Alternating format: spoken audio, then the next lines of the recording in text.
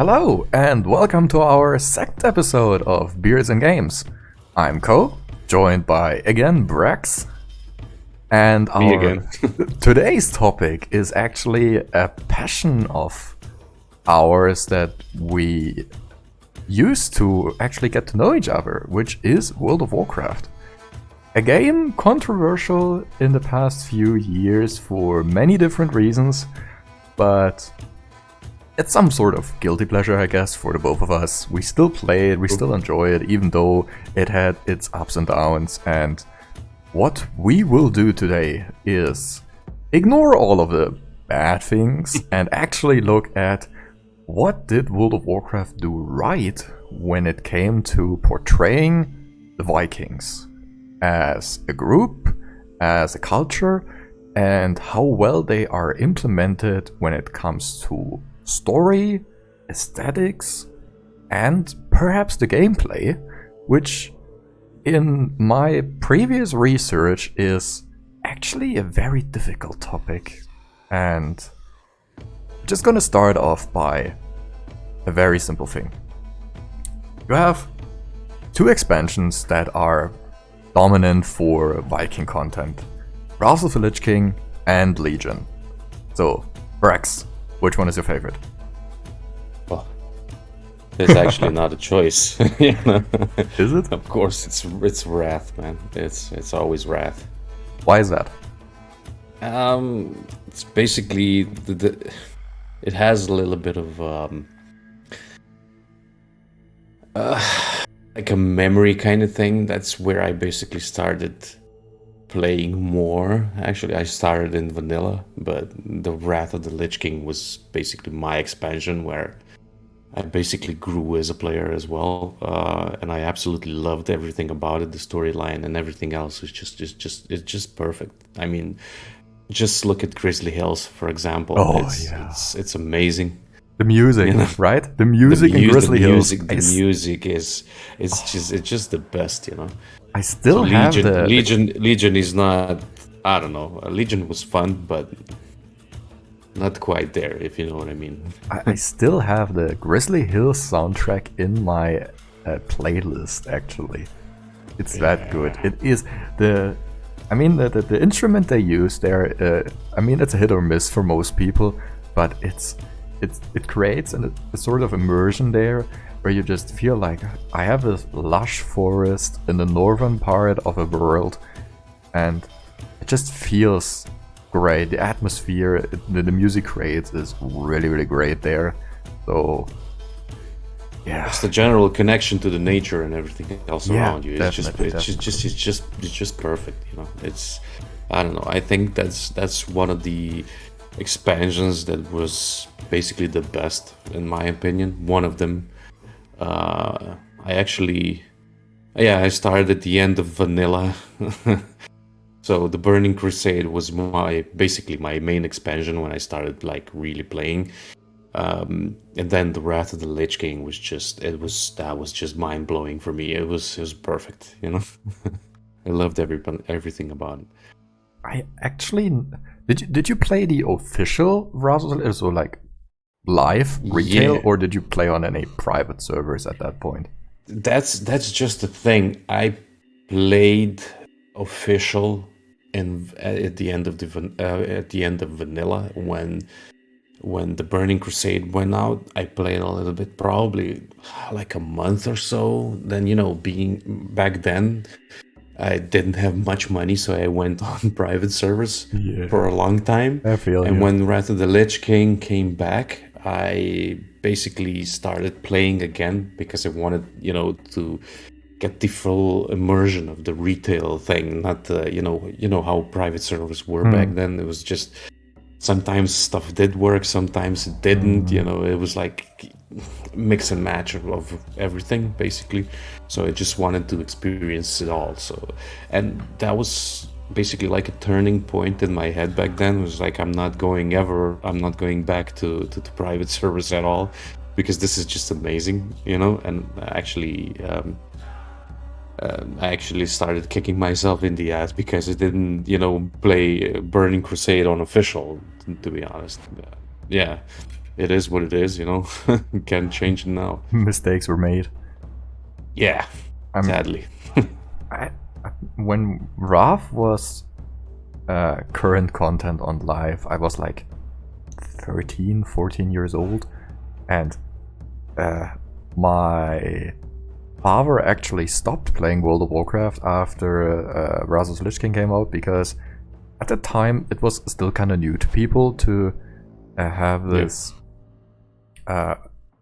content cycle of MMORPGs where the current content is fine, but as soon as something new comes out, all the old stuff becomes irrelevant, especially gear.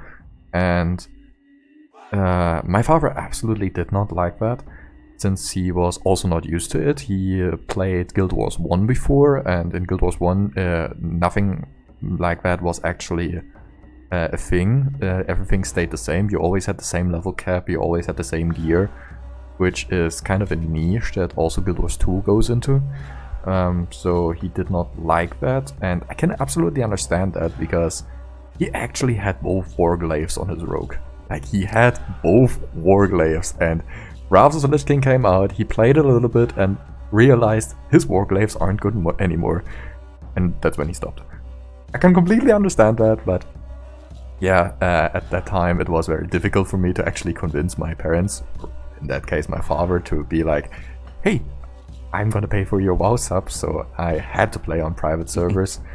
And yeah, the experience on private servers is a completely different one compared to live, obviously. 100%, yeah. I played on the biggest German private server we had, and that server peaked up to like, I think 8,000 or 9,000 players at a time, which is quite a lot actually for a private server.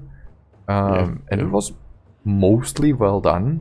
I remember that the introduction quest line for DKs was still bugged to the very end. You had to do this one battle at the end where you attack the chapel, and it's never worked. I mean, you always had to contact the GM and be like, hey, can you actually start this for me, because nothing is happening here.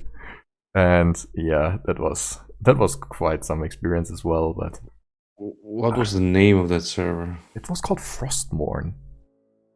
I remember that one. Yeah, I actually remember that one. I played on Toxic WoW. Oh boy, yeah, I remember that one as well. There were a lot of private servers. Also a big one, as I remember. Yeah, they were always trying to beat against each other with how far they got the code and all the quests done and working, and the raids done and working. So yeah, a lot of people just fluctuated to the one that was the most well done. I mean, back then I didn't. As a new player, you don't know a lot of stuff, right? Obviously. So the worst thing that I did back then, I was actually playing with my now wife as well on the private servers. She was, at home, and I was at home, and we were talking, through the mic and everything, and playing together. This is also a thing that you may not know, probably. You probably didn't know. No, they didn't. But yeah, I remember that. We didn't actually know what the hell we're doing. Considering the gear, I didn't even look at is it green, is it purple, whatever it is. I was actually looking at, oh, this has more armor, put that on, and it was gray. So it worked for questing at least. It was just, oh my god, now when I remember it back then, but still the whole experience was good, because I had a lot of people around that were like really good friends, and we ran together through Azeroth. I think we were Horde, we were Horde back then. We ran together through Azeroth. They were teaching me how to play, and so it was really interesting. I mean, I loved it. It's just the community experience that Definitely. WoW kind of lost down the line, but that's what makes memories, not the expansion, not how much you can get from the expansion or whatever it is, but the memories with the people that you play. That's what's important here. I mean, the communities, Yeah, definitely. I mean, I was a complete dumbass back then with the gray stuff, but It is what That it is. armor. It was a learning curve. Nobody was telling me anything, but the two guys that I met in there. But yeah, that was basically it. And I don't think back then that there was like a tutorial thing that you have Not now. really. I Not don't think really. there was. So you That had to figure it out all by yourself. you did It's have like, your tooltips and stuff, and the little pop-ups that told you, "Hey, that's your bag. There's stuff yeah, in the but bag." not yeah, but not on private servers, and Oh definitely yeah, not. Oh, you had to code those and as well. definitely not back in the Burning Crusade. You know, Yeah, I think the pop-ups came much later, as I in remember. I'm not Draenor, sure. they were a really big thing in Draenor, Draenor I when they. think, or somewhere. I don't Yeah, know, something like that. you can always uh, make out where World of Warcraft changed for the Worse or modernization better. part of it, and that is Draenor. Yeah, Like yeah. everything up to Draenor is like old WoW, and everything Yeah. starting from Draenor is the modern WoW, and that's when a lot of the quality of life features came in actually, and you didn't really have those in Wrath, but that also made up a lot of the experience in for example the older expansions to me, because it was like you're thrust into a world, now get good. Just like it never got to a point where you had to play with a wiki on a second monitor because you couldn't figure out the stuff on your own. And there are other games that actually do that very frequently and to an amount where it's just completely horrendous. And Warframe, for example, is like that. You need to play Warframe with a wiki on, otherwise you're just screwed. Path of Exile is like that as well. Just, oh god lord. They try to do a good job, but it doesn't really work. But I think that was a big part of the experience back in the day, and you just learn stuff through like asking friends and group mates. So you just And that's basically the best part of it, you know. You have to ask people that you meet on the road, you know, on Azeroth, and just, hey man, where's this, you know? where is How do I Mancrax do 5? this? Yeah, can you tell me how I do this? I don't know, you know. Sometimes they did answer, sometimes they didn't. But I remember this one of my best friends. He's actually living in Switzerland now, but he was like an hour away from where I live before, and it was like when I returned back to official WoW. I remember walking outside of Undercity on the Kazakh server, right? I was walking around. I was like, "Hey, dude, can you tell me?" I don't know what I was searching for. I'm not sure. I don't remember. I was like, "Hey, dude, do you know this quest? I can't find it. It's like, I mean, like not the quest, but I can't find the thing that I'm looking for. I don't know what exactly it was." He was like, yeah, do this and this and this, and started telling me stuff and went with me, helped me, and everything else. Then I asked him, "Hey, dude, where are you from?" And he said, "I'm, you know, from the same country as you are." So we started talking, and that's how the connections started back in the day. You know, that's how friendships and WoW started back in the day. Now that's basically not it.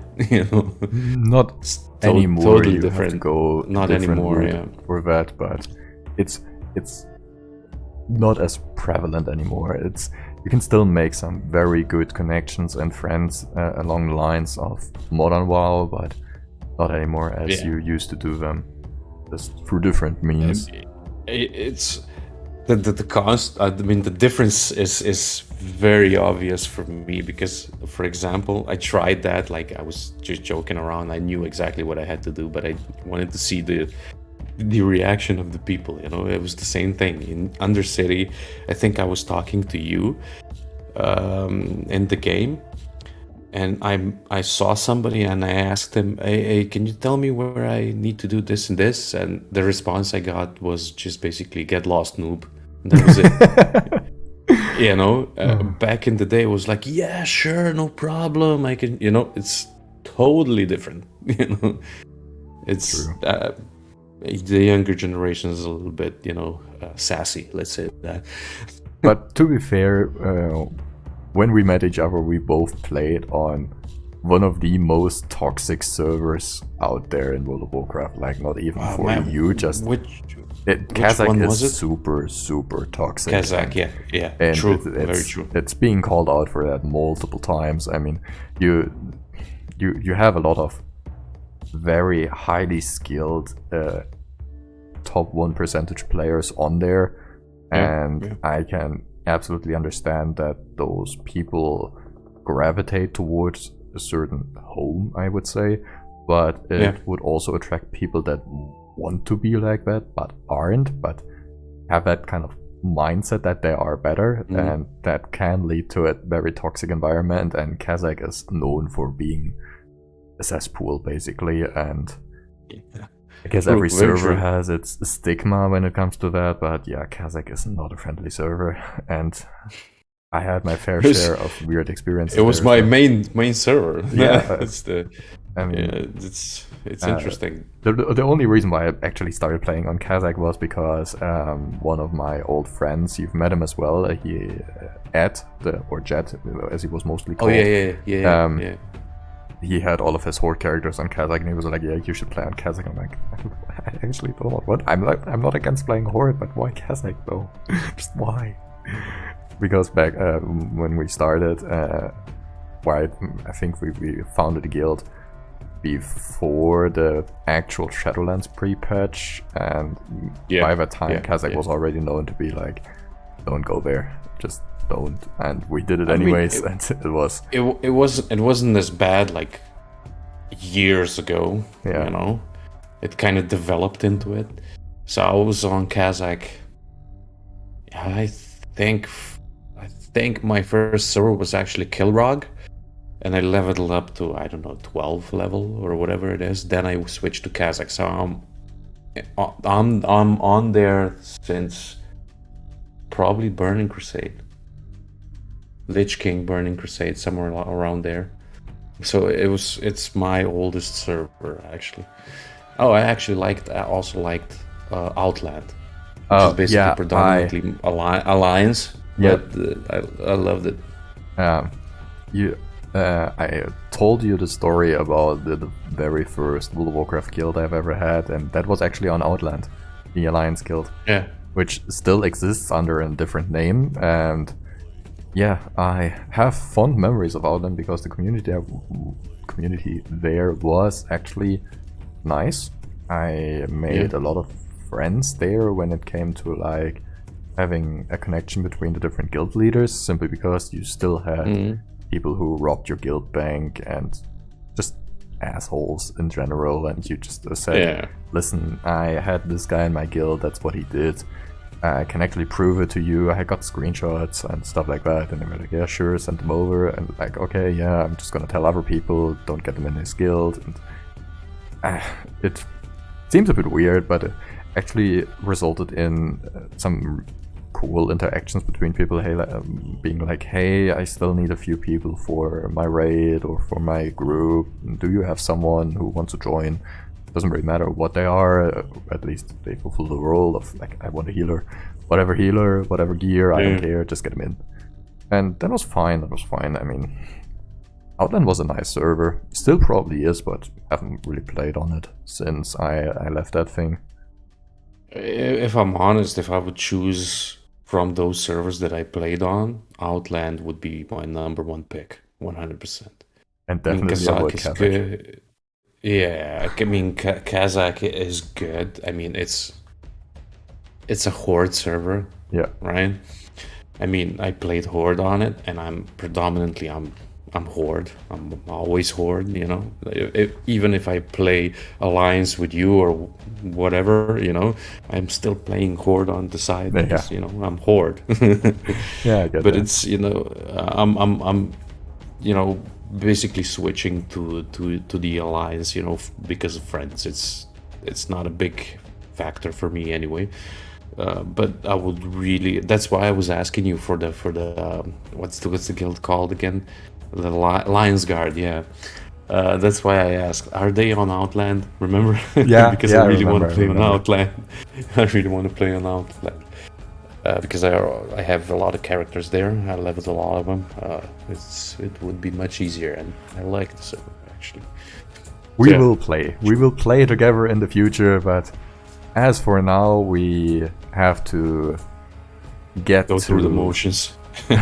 We have to get to our main topic, and Oh, since we already started in Wrath of the Lich King, and you saying that you like the expansion the most,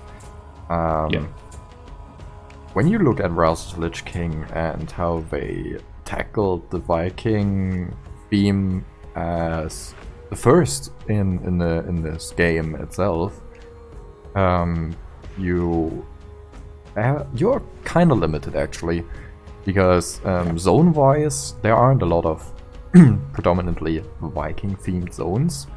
You got the Storm Peaks, and that's really about it. Otherwise, you just got a few sprinkles here and there about the different tribes of Rykul, and you got the big raid there as well, Ulduar, and which is not predominantly as Viking-ish. It has the most references. It has the, lore-wise, they are really interlinked with the Rykul. So you probably remember the final boss, Yogg-Saron. He is directly linked to the Viking lore of World of Warcraft. So as a race, you have the Rykul, and those are the northern-looking, rather big guys that do exist in tribes all over the northern continents. So, for example, the more seafarer or almost parody-like people you met there are the Kvaldir. They're hide in the mists and all of that. That is actually a tribe of the Rykul as well. And you have many different tribes, and they existed for eons back up to this point, all under the union of King Imiron. And the reason why Yogg-Saron is directly linked to them is because of the Curse of Flesh. So Ulduar being the biggest raid there with the most Viking references, means that there are dungeons as well that have Viking references as well. For example, the Halls of Thunder with Loken at the end, obviously direct reference to Loki.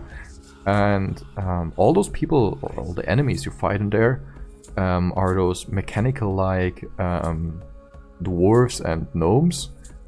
Remember, like the rune carvers and all those guys that shoot lightning, for example. All those are like directly linked to the Rykul and Yogg-Saron. And something that you probably didn't know: when the Rykul initially existed, they were made out of those Titan Forged. Like, the Titan Forge came first as some sort of guardians to Azeroth. And what Yogg-Saron did was inflict them with the curse of flesh to weaken them and make it able to finally get the hold of Azeroth.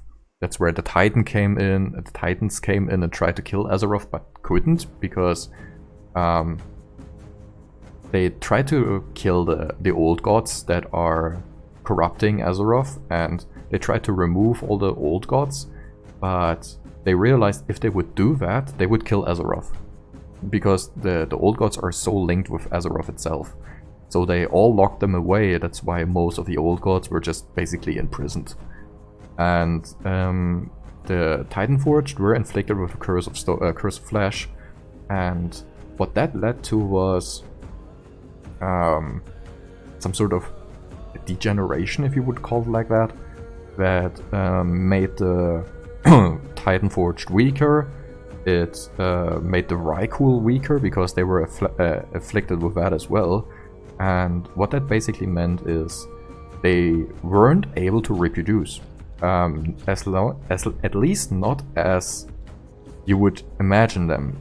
Whenever a new Rykul was born, he was way smaller and way weaker. And as some sort of countermeasure to ensure that the Rykul would survive, they would just kill off the children to make sure that the curse wouldn't spread.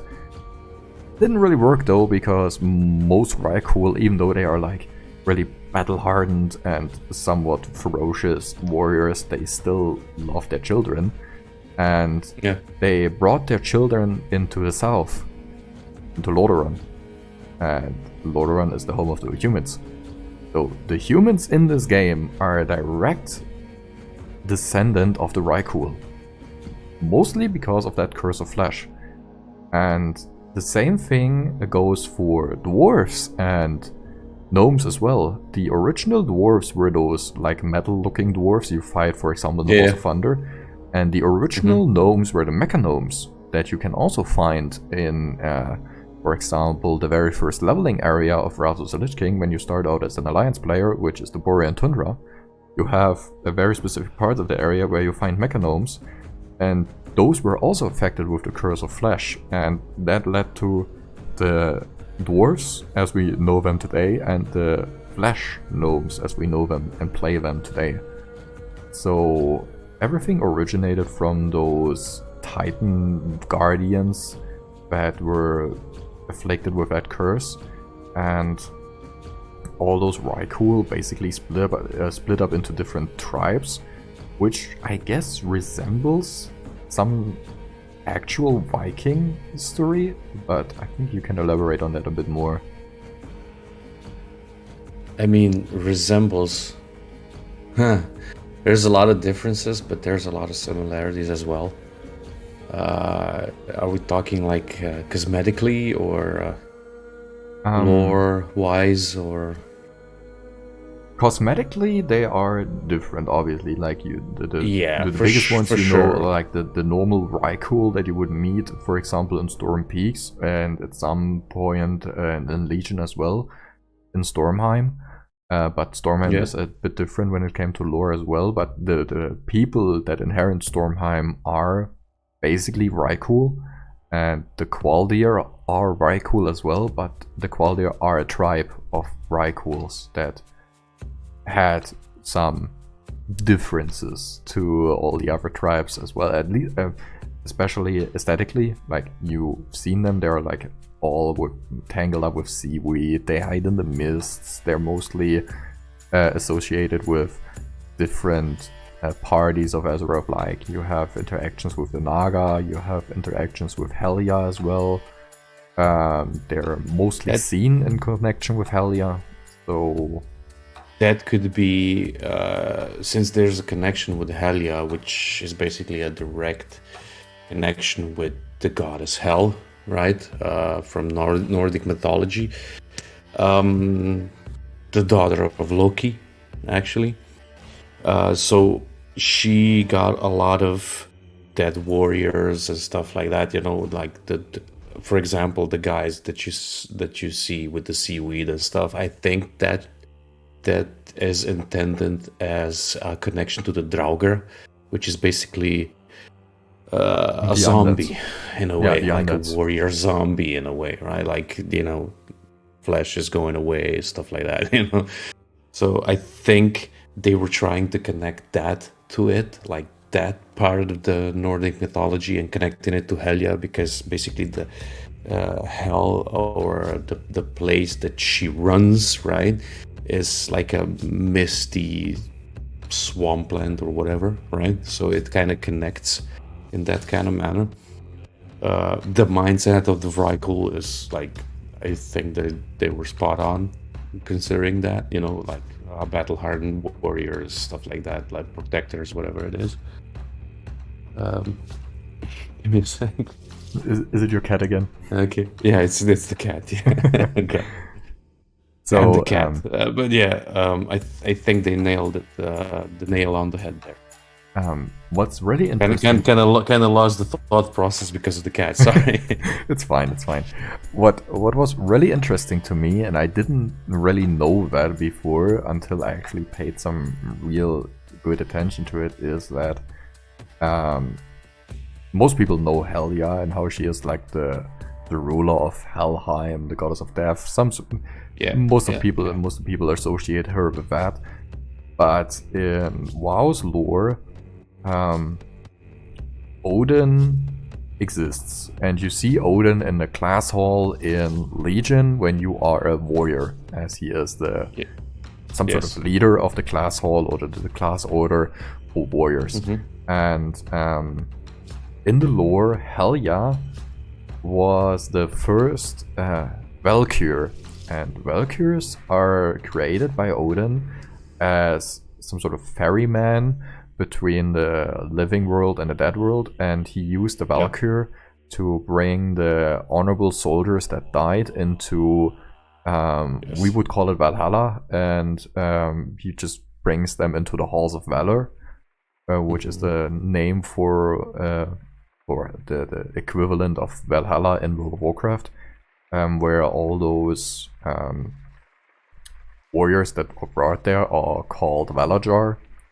But as a big difference between the actual Northern mythology lore and the World of Warcraft lore is that Helya was the first Valkyr, and she was the first Valkyr to actually bring the honorable soldiers from the dead to the halls of valor, which I'm not sure was an actual thing in Northern mythology. I think she just started out as a goddess of death, basically. As far as I know, but that's my my knowledge on the topic from from middle school, whatever, right? Because I didn't read much on it.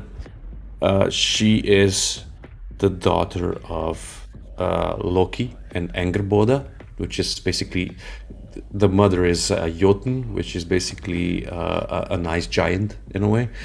The mother of monsters. That's how they, say it. And she was, Odin put her in Helheim, basically. Okay. Right? To very, I mean, in a way, I understand the connection with Valkyr and WoW. I mean, she is a form of Valkyr and stuff like that. In a way, I understand that connection because she is, in Nordic mythology, supposedly, as I remember it, she is like a same thing as a Valkyr, but a little bit differently. She presides over Helheim. I mean, hell, whatever.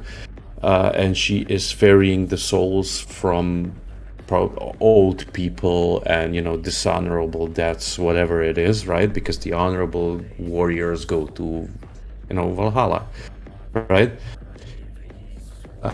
So she is basically put there to give them lodging, whatever, just preside over them in a way. That's from the lore as far as I remember. But to say that she is a formal Valkyr, no, that's WoW interpretation of it, or maybe they're a little twist in the end in a way. There are a lot of things that are accommodating to World of Warcraft's existing lore, and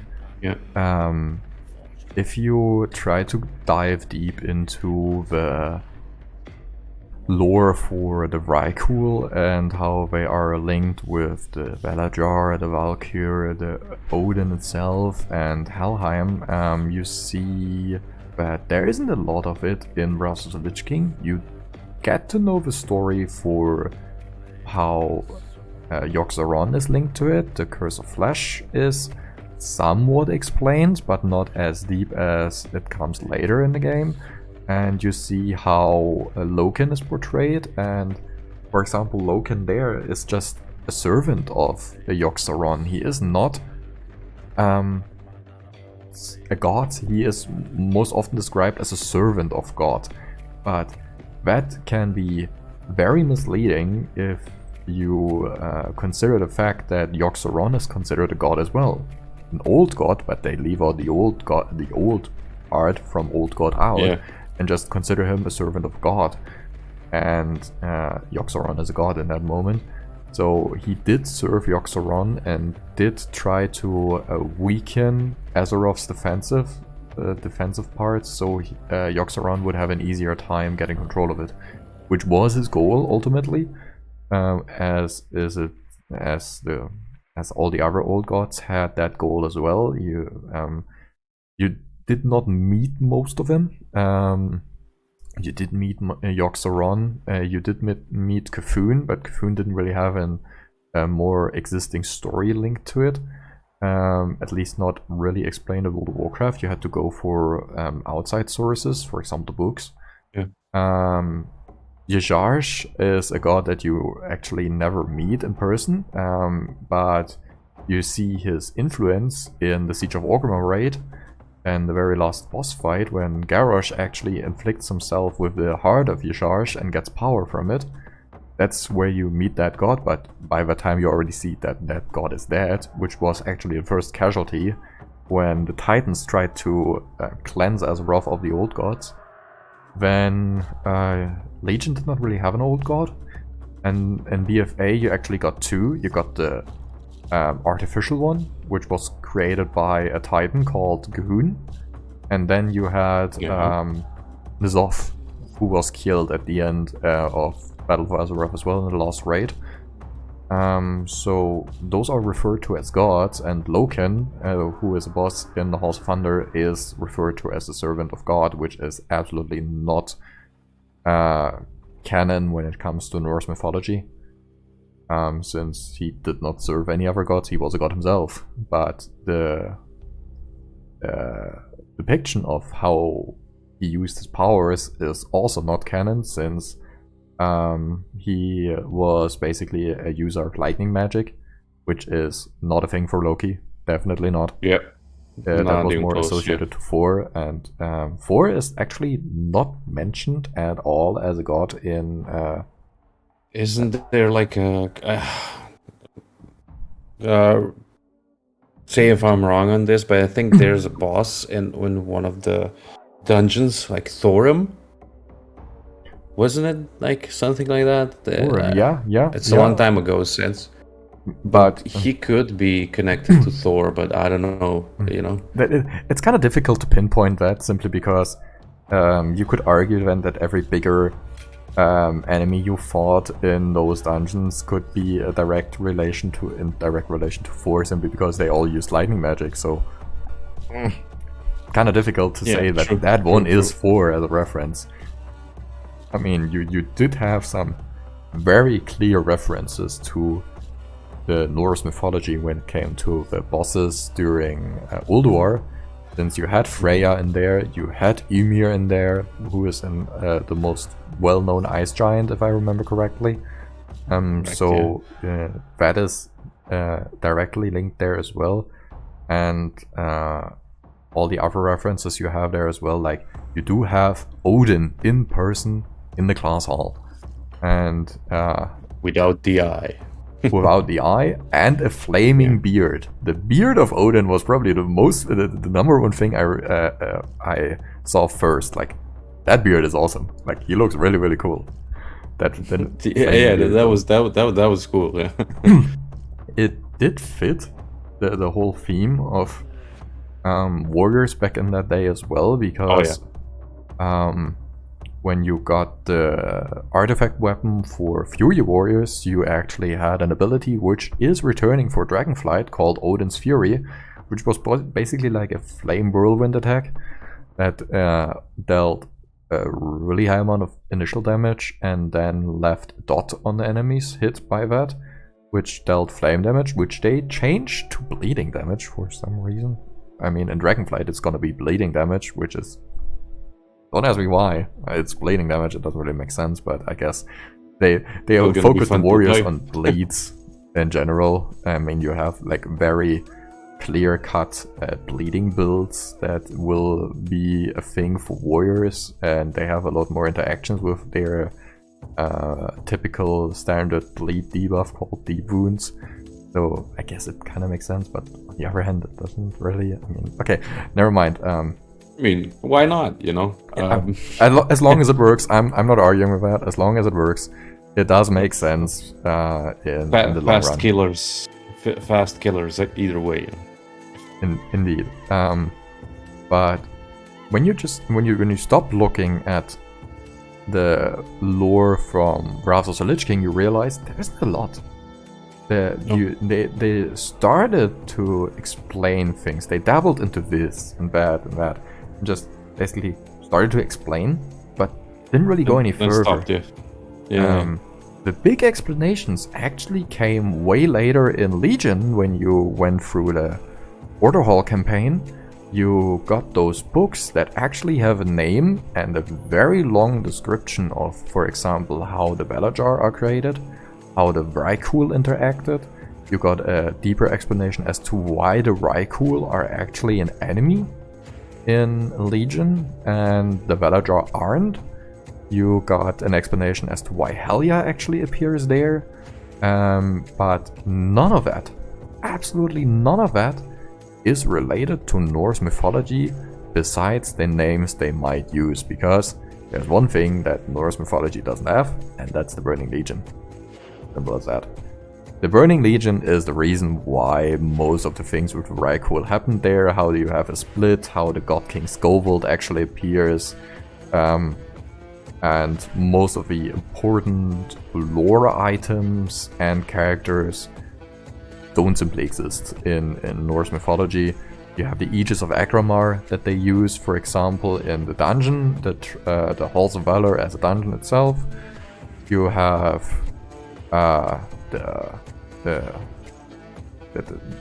only references you got later on are in the Halls of Valor. The bosses, for example, you have Fenrir mentioned as a wolf. You have Odin as a boss fight.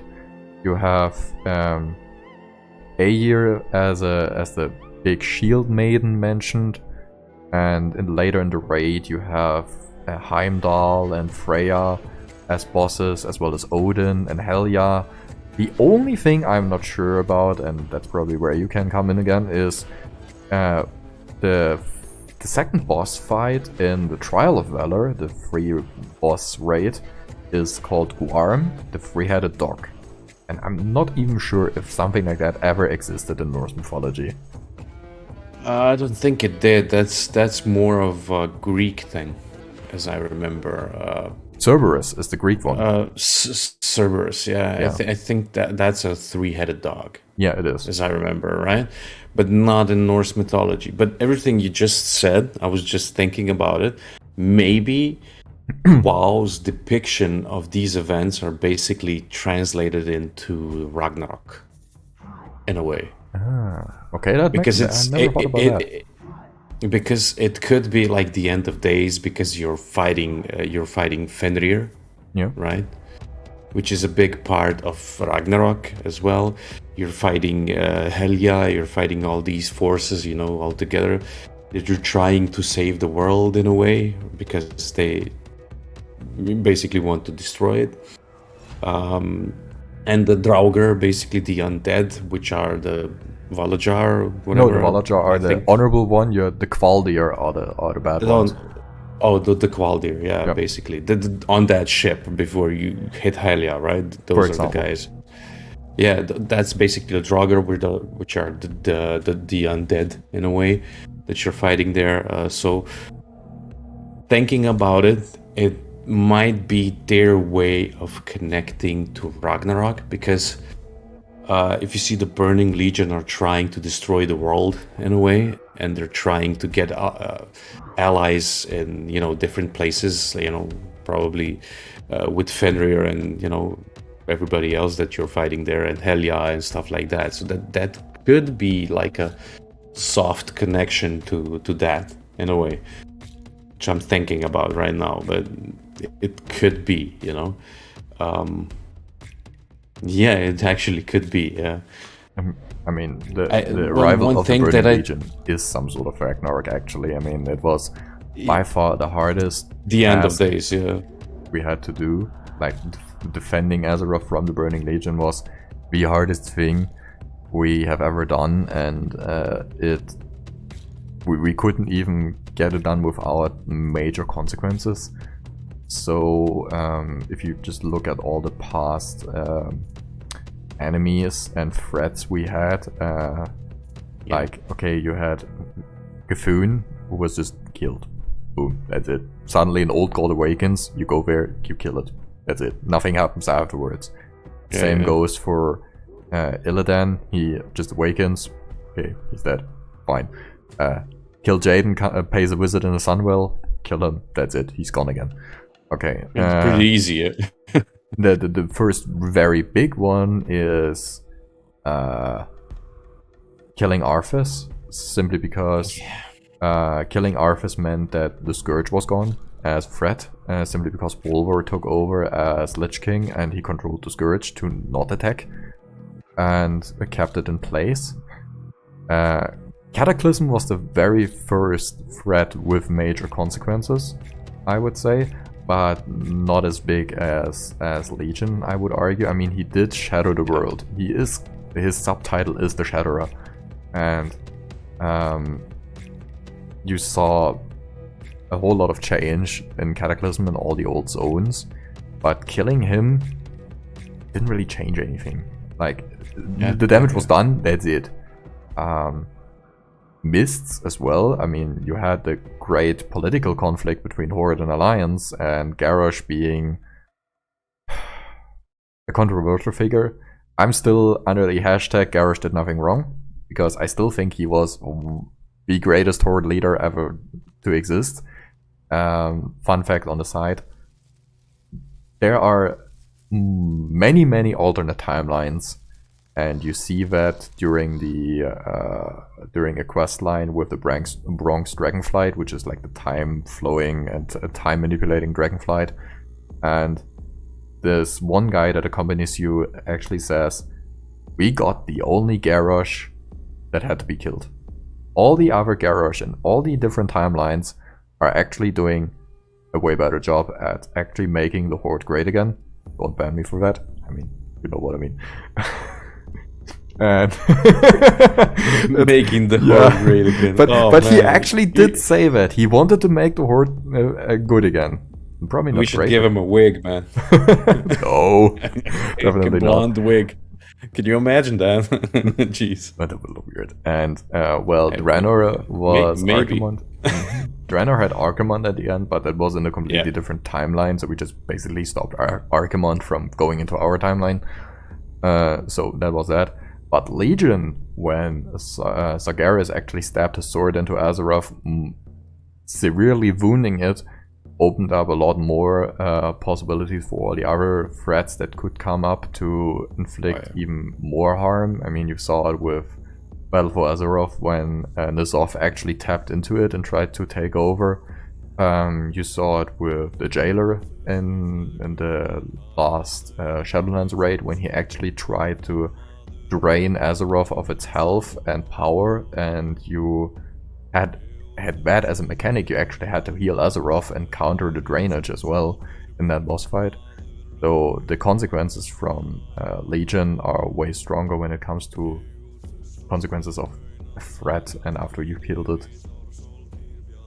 And I think that's where Legion tried a bit too many things. They introduced way too many things at the same time, and when it comes to the Viking stuff, lore-wise, it was a lot. Like, they didn't really expand on it in Wrath of Lich King, and in Legion, all of a sudden they were like, "Here you go, there it is." There's some of it, yeah. Okay, fine. We're gonna tell something, then gonna cut it off at the best part. You know? Yeah, basically, yeah. Like, everyone was interested in the Curse of Flesh and how the Rykul came to be, and all of that, and no explanation. Like, barely. Basically, leveling on those parts of the map where the Viking stuff was basically the most fun thing that I did in Legion, in my opinion. I don't know. And also, I think I played a warrior as well, just because of the Valhalla thing and Odin and everything else. I loved it. Was great. It was just amazing. Yeah, that was well made. I like that. Do you remember getting to it as well? Like you had to go to Dalaran into this light pillar and jump up. Yeah. Jumped into Valhalla basically as a warrior. Yeah. That was amazing. And jump down as well. Yeah, you had to jump. You jumped down as well. It was so good. I loved it. And the good part was going rampant again.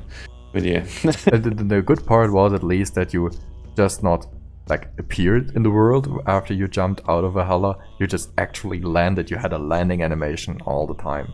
Yeah. Like you actually jumped and landed there, and you at least did not die of fall damage, which was great. They could have done that, but just to troll people. All in all, Legion was a fun expansion for me. I mean, back then the community was a little bit.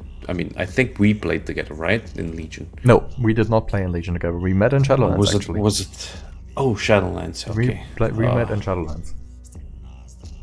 Yeah, you're right. But yeah, that was the gold guild. Yeah, that I had. That was actually really fun. It was just before the guild disbanded. Just before the end of Legion. Before the end of Legion. It was fun actually. We had a lot of fun. We did a lot in that. And the Mage Tower in there. That was, yeah, of course, the Mage Tower. That was so good. That was so good. I don't know why, but I loved it. So, but all in all, the Viking depiction in that was. As we said, they told us something, but kept the best parts for themselves. I don't know if that's intentionally. Maybe they did that for a later expansion, maybe saving something, whatever it is, or they just didn't have the material for it. I don't know. Might be as well.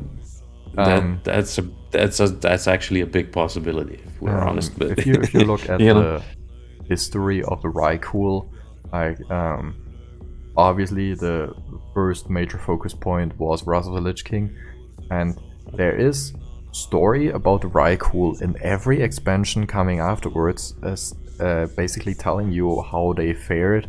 For example, after the Lich King died, the Rykul had a rough time with actually surviving and getting themselves together, simply because they didn't have a king as well. Imran was dead, and most of the Rykul tried to follow Arthas because they viewed him as the god of death and wanted to serve a god. And both of that was gone, and you get a few pieces of information through all the expansions up to Legion, obviously, where Legion they were in the spotlight again. So they had a bit of information every expansion, but I guess they just wanted to hold it over until they could focus on it again. And I'm not saying that they ever had the intention on focusing on that again, ever, but it just so happened that Legion came around, and it was already pre-established that the Rykul fled to a different island, which was the Broken Shores and the Broken Isles, of course, where they built Stormheim and all the different places like Haustwald, for example, the Veloscorn harbor, or the Qualdir, the actual entrance to the Halls of Valor dungeon was there as well. So all the structures, for example, and just getting to a point where we actually have to look at something like how aesthetically they were depicted. The houses were great. Like, since you are a fan of building stuff in Valheim, for example, you definitely need to look at the houses again, because they had very clear design intentions when it came to the houses. Like they were same. They're all the same most of the time, but just reading a bit into the lore, you see how like roles were clearly made and handed out when it came to the structure within the Rykul itself, within the city, within the village. How the roles were between man and woman, or husband and wife in that case, who took care of what. The technology is very well explained as well, especially the warfare, how they built their ships, how they made weapons, how, for example, they made weapons that are only recreated by dwarves, because they are the only race that can actually recreate those weapons. Other than that, they were pretty technologically disadvantaged at that point compared to all the other races, especially the gnomes with their engineering. But the major focus point definitely came in Legion. Even though they were first introduced in Wrath of the Lich King, or bigger introduced, because they still existed before it, but they had their first major appearance in Wrath of the Lich King. Their big breakthrough, as you would call it, would definitely be Legion, and they had the possibility to expand on all of that a lot more, and the lore was expanded quite heavily. Not even within the game itself, but also outside of the game with books, for example. Which are a great read, by the way. Definitely read the books. I actually have to read through that. I didn't. I'll be honest, I didn't. My best friend has 2 books, actually, that were released around the end of BFA. And they are actually really, really good. They explain why Sylvanas does certain things. For example, they explain why she actually attacks the Tree of the Night Elves, which is great read. Absolutely can recommend that. You actually have to send me that. I need to look through it. Can definitely do that. I'm gonna visit him as soon as we're done here, so I'm just gonna. I can actually tell you what the book is called, because I can't really remember the name. But yeah. The music was great in Legion and Wrath of the Lich King. We can both agree on that. It was amazing. Yeah, that was just beautiful. Aesthetically, we can both agree. Absolutely fine. The Helheim part was great. The Halls of Valor are great with Legion Order Halls. Yes. Uldora as a raid looked great. Definitely, it was thematically pleasing. If you cut out the very beginning with the vehicular combat, where you had to, that's a little out of it. Yeah, we just cut that out. But it still exists, and it was a pretty cool idea, though. But executed at a time where it didn't really work. All the other stuff that creates immersion as well, like how they dressed, how they built their houses, how they structured the villages, the tribes. You do have references to Norse mythology as well, with having the shamans and the rune carvers as well. Okay, runes might be a bit more of a fantasy Norse mythology thing, but I guess the shamans are somewhat related to actual Norse mythology. Yeah, they had like seers in a way, so yeah, you can connect that. And the runes was basically reading the runes in a way, or bones, whatever it was. So yeah, there was something along that lines. So the connection kind of fits. It's kind of cool. And the shield maidens and everything else that was connected in oh man, what was that town that you attacked in Legion? It was like a lot of shield maidens. Then at the end you come to the Valkyr in the hall. Okay, I got it. Yeah, that was a side quest line where you actually triggered the cutscene with Sylvanas and Gen. I guess that's what you mean. Exactly. That was actually a year there. The Sylvanas tried to get a year on her side by using that lantern she had in hand, but was stopped by Gen Greymane.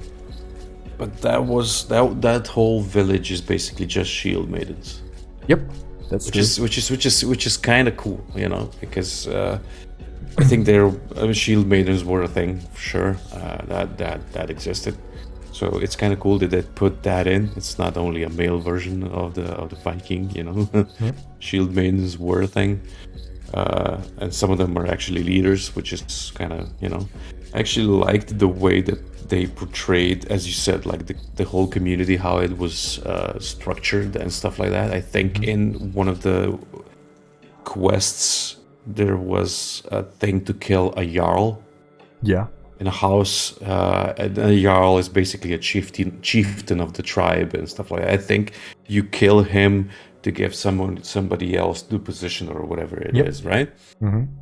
That was actually a thing. You see that in the Vikings show as well. right? At the start, when the Ragnar challenges the chieftain or the Jarl at the time, to a fight to the death, and whoever wins is Jarl or the chieftain, which is basically a thing that happened in that quest, but in a little bit different way, because that guy chose a champion. It was you, right? And you had to kill the Jarl. I think that's the way it went. I don't remember, it was that way, yeah. but I think that was the way it went. Yep. Which is kind of cool, a really cool depiction of the Viking mindset, that basically existed. They did that. I think it's written down somewhere, or through the stories, through the generations, it was told that way. So that's kind of cool, that they put that in. Like it's a small part, but it's it's significant. At least it was in my eyes. It was like, okay, that's really cool. They put that in, And the last thing we actually have to talk about, since we already talked about that in the first episode, is gameplay. And a bit of information for you, because you probably did not know that. You have rune carvers and other people related to the whole rune reading and rune carving in Legion as an enemy. The runes that they are using are the same runes as Death Knights use them. Exactly the same, canonically. They are the same. And my argument here is, if you look at it objectively, you can't argue that a Death Knight, specifically a Frost Death Knight, because that would be the most fitting, is a Viking, because you still have that death aspect linked to him. If it would not be a Death Knight and just a simple melee frost magic using guy with runes, it could come close to being a Viking, but still some abilities would just have to be completely removed. Stuff like buffs, like Lichborn that turn you into an undead, Frostworm's Fury that shoots an undead frost dragon right across the battlefield. It has to be completely removed or replaced with something. Which could work, first of all, because the Vrykul are known to be very efficient in mounted combat, and they use Protodrakes. Protodrakes are their mounts. They ride into battle on Protodrakes, so having a Protodrake instead of a undead Frostworm for a Frost Knight or a Frost Viking, whatever, could potentially work, but with all that already exists and in the lore, it is, as of right now, impossible to create a Viking class or a Viking themed class within World of Warcraft. Doesn't work. In my opinion, at least, it will not work, because they would have to completely redo the entire Death Knight as a class. Simply because of that rune part. But did you actually know that they are using the same runes? No, I didn't know that. No. It's I really quite didn't cool know if that. you think about it. It's kind of, it's really cool. That's actually a good connection. That's a good connection. Now the question is, where does that connection come from? Like, okay, Arthas resurrects them as a Death Knight. Why are they able to use runes that come from the Vrykul? Or what existed first? I mean, the Vrykul definitely existed before the Death Knights, but how are the Death Knights using runes that the Vrykul use as well? Is it just a coincidence? I don't think it's a coincidence, but there is, at least I did not find an explanation for it. There should be like a connection there, but I don't know. Damn, that's a good question. Actually, that's a really good question. That's a really good question. Maybe I could find out about it some more, but if anybody knows anything, yes, definitely. Write us a message, down in the comments, comment section, whatever. It's the question is, how are Death Knights able to use runes that stem from the Vrykul? Because it is confirmed that the runes are the same, but why are they able to use them if you consider the fact that a Death Knight can be any race, and I guarantee you that something like a Draenei will never have an interaction with Rykul in his life before he actually dies and gets resurrected. Unless he died in a direct conflict with the Rykul and then gets resurrected by Arthas or Bolvar. But no, canonically, Bolvar only resurrects the allied races, so the Lightforged, and they definitely do not have any interaction with Rykul. So because the Lightforged exists in space on the Vindicar, so no interaction there. They get raised there. They come from different planets. The Draenei, so there's no interaction. No connection Why at all. are they able to use the runes? Doesn't make sense. Doesn't. But it's cool. Maybe it's a thing that Blizzard basically screwed up, but maybe not. Maybe there is a connection somehow, but it didn't tell us. But that's a really, really good question, actually. I'm gonna try and dive deep on that one. Yeah, for sure. Definitely have to. For sure, because it's. I think that this topic could be like a show in its own, like, in a way. Why the Rykul are linked to Death Knights? Yeah, I mean, okay, that could work as well. Definitely something I will look into because it just piques my personal interest. Like, not even looking from a professional standpoint. It's just I want to know now why. Why is that? Like, I don't really care if it's content of the podcast or not. I just want to know for myself. I'm gonna write an email to Blizzard Definitely. until they tell me, you know. Yeah. Like, by the way, if you're intending on telling us, do it now. Yeah. This is a really good question. Just imagine the email. And Blizzard, just a side note, if you're looking at or listening to the podcast, I want the Rykul as an allied race. You're not the first one to for demand a very that. long time. Yeah. You're not the first one who actually wants that. And you're really probably not the last person as well. And that will continue for quite some time. Like, Rykul... I mean, we got Quilterans, and Quilterans are basically ugly Rykul, so why not give us Rykul? Bad Rykul, yeah. Yeah. Okay. Quick question, because we're getting very close to the end here. Personal opinion. Rykul, Alliance or Horde?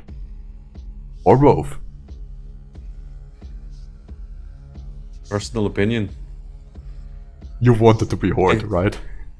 Considering the mindset, yeah, Horde. Considering the lineage and everything else, Alliance. True. If they're connected to the humans, as you said, and stuff like that. So in that way, Alliance. But the mindset, the battle hardened, you know, heart, whatever.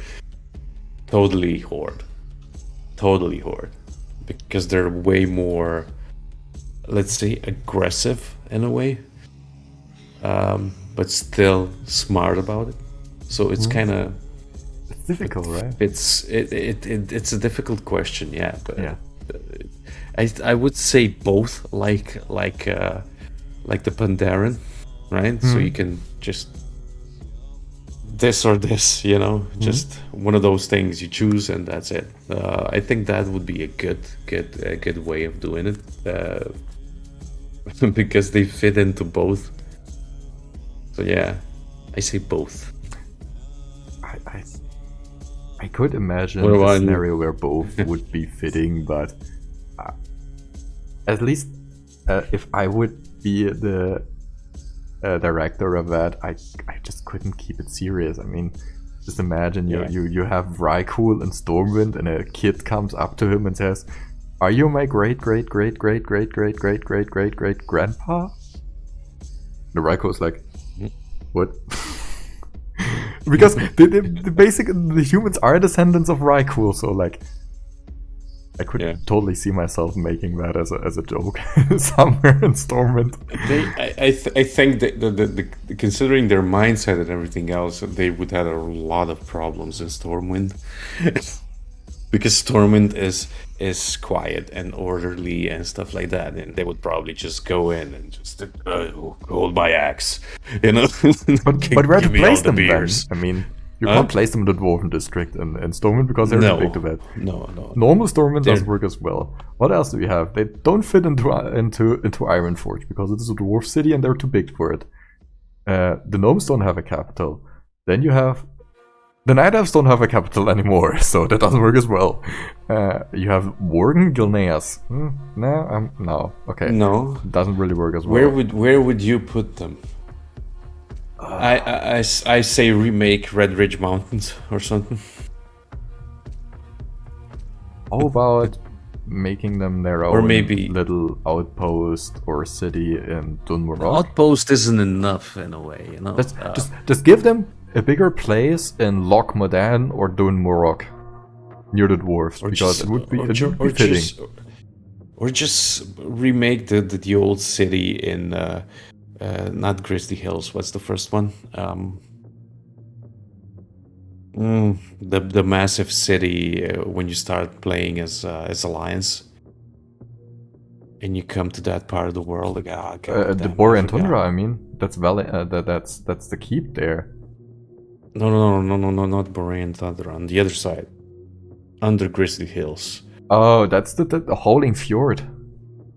That area. Yeah. There's like a big city that you enter, like doing quests and stuff like that. Yeah. They could make that as a main city for them. And it's like the what? I think it would work though, because that would be the only race that would start on not either Kalimdor or Eastern Kingdoms. That would be good. It would be a change, and change doesn't mean it's bad, but it would be not standard. Yeah, but also when you look at Pandaria, you have the same thing. I mean, they have their starting zone there on their own island, but they do both end up in either Orgrimmar or Stormwind when they finish the starting zone. Well, in a way, you can do the same thing here. Like starting that zone would work. Be, that would work. I agree on that. That would work. Starting zone would be this, basically up there, and they would go down south to Stormwind or whatever. That would be a good thing. Yeah, the Howling Fjord. Yeah, you're right. That's the one. I just looked it up. I haven't been there in a while. You should. I mean, Wrath of the Lich King is releasing on the 27th of September, if I remember correctly. So I can already see you losing sleep. Probably. That's probably gonna be happening. My best friend also as well. Like, you should. My best friend already was like linking me the Instagram trailer and be like, "We need to play that." I'm like, "Shit, he's right. We need to." Oh man, I just. No, I mean it's the fjord as well, up there where they are. What's it called? Give me a sec. I have the map here. It's all blurry. But yeah, one of those cities that you start in or level in. It's like on the left side of the map. Yeah, I remember what you mean. Yeah, I can't really name you it, but I definitely know what you mean. Yeah, that part, I think it would be perfect for them if they were there. Give me a sec. I think it's Westguard Keep or something. At least that rings a bell. I'm just looking at it. Yeah, I'm just looking at it right now. So you have Westguard Keep, you have Scorn, you have the new Agamand, Niflwar, Utgard Keep, basically. Yeah, that's a dungeon as well. Utgard Keep. We can remake that way. The dungeon was horrible. Yeah, that's why. That's exactly why. No. You haven't played Shadowlands Season 4. You do not know what happened to Grimrail Depot and Iron Docks when they came from Wolves Drenner into the Mythic Plus. That's true. I gotta go back. I actually want to go back into the game, like in about 20 minutes. As the last note of this podcast, listen, people, whoever voted for Grimrail Depot as a Mythic Plus dungeon, why? First of all, why? And to explain to you why it is horrible, You do know those affixes like quaking or sanguine, and for Shadowlands you also have storming. You have a very narrow train cart that you move in from one end to the other. And now imagine you kill like 4 enemies in there and they all drop a sanguine pool. It's great. Or you have a tornado that circles around enemies and knocks you up. Great. Beautiful. Great. Good idea. I'm proud of you for voting for that dungeon. Gives you PTSD just thinking about it. Anyways, that is it for this episode. We are 1 hour and 15 minutes in. So time flew by. And as always, we thank you for watching and listening. And as for the next episode, we will announce what topic we were going to talk about during next week. Until then, stay healthy and stay tuned. See ya! Yep.